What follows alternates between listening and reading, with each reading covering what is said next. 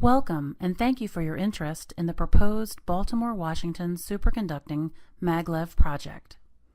Though we're early in the process, the team encourages you to get involved with the environmental study. Your feedback has a real potential to make this project better. The project team has heard your expressed concerns loud and clear, and we are listening to you. Our staff is available to discuss the project and study process with you. There will be multiple opportunities to communicate with the project team, whether it's through public meetings, submitting comment cards, speaking over the phone, emailing, or posting comments to the website. We encourage you to provide your comments, speak with our staff, and visit the project website to view updated project information and responses to frequently asked questions.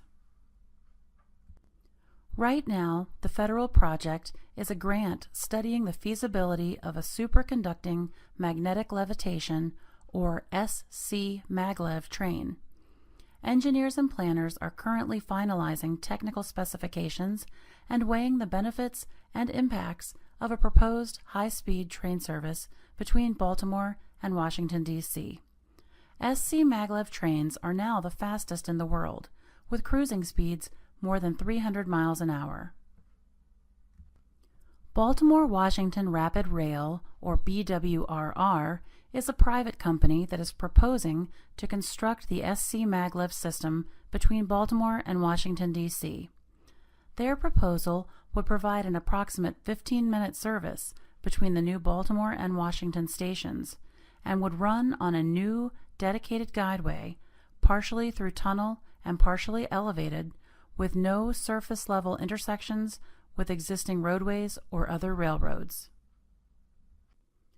Congress authorized funding to study magnetic levitation projects in 2005's Safe, Accountable, Flexible, Efficient Transportation Equity Act.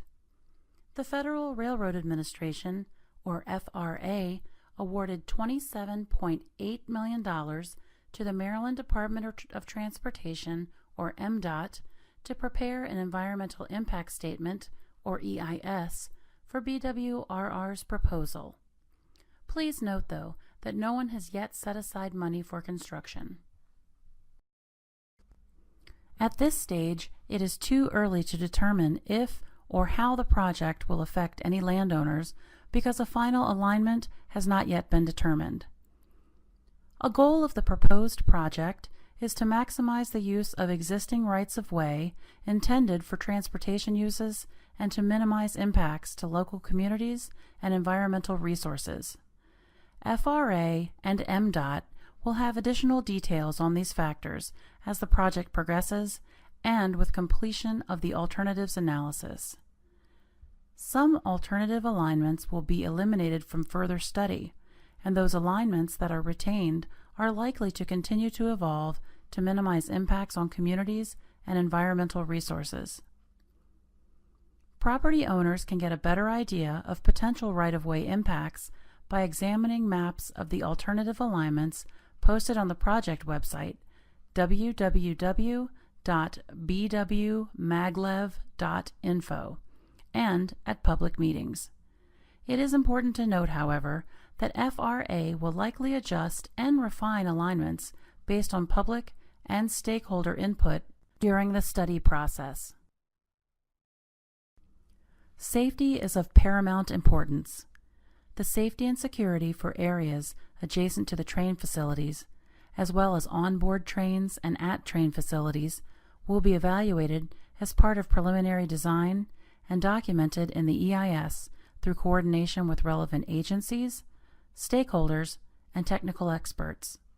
The project team will research and document safety issues and best practices related to personal safety and security for passengers, as well as address the safety and security of operating superconducting magnetic levitation trains under various conditions and environmental factors, such as snow events and during times of poor conductor visibility.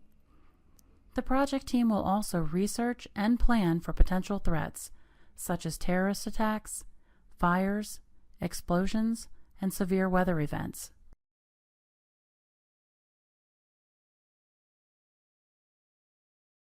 The project includes 3 proposed stations in Washington, D.C., at BWI Thurgood Marshall Airport, and in Baltimore City.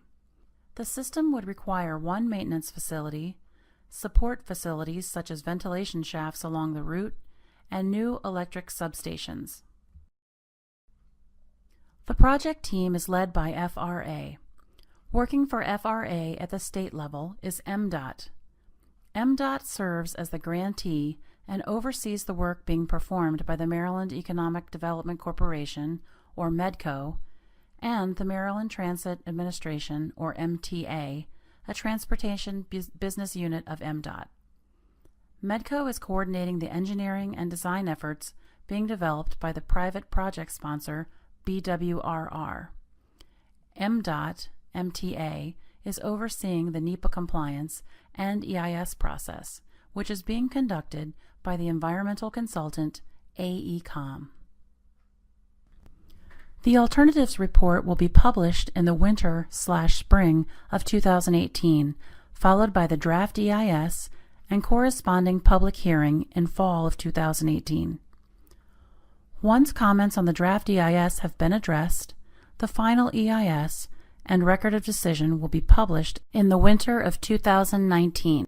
Comments from the public and agencies are welcomed and encouraged throughout the process.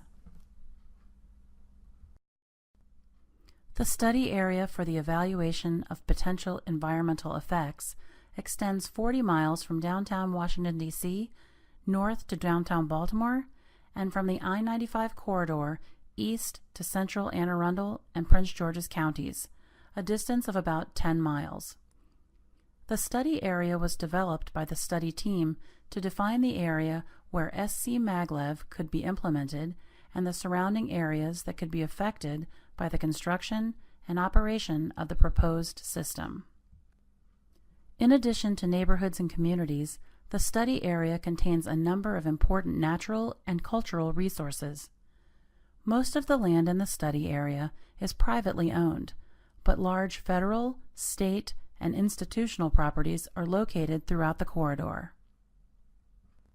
There are many parks located throughout the study area. Some are large federal and state lands, while others are smaller community parks. The study team recognizes the importance and sensitivity of these parks and will work to avoid, minimize, and mitigate potential impacts as part of the study process.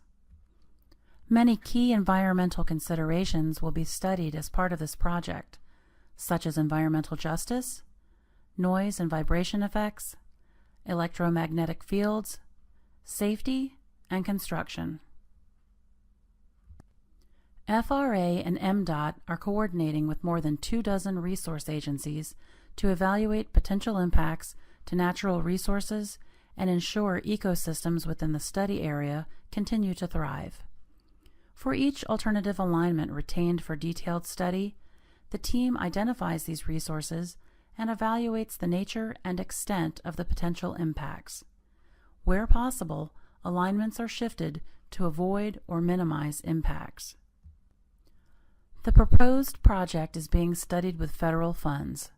Therefore, its potential environmental effects must be evaluated and compared to a no-build option and comply with the National Environmental Policy Act, or NEPA, review process.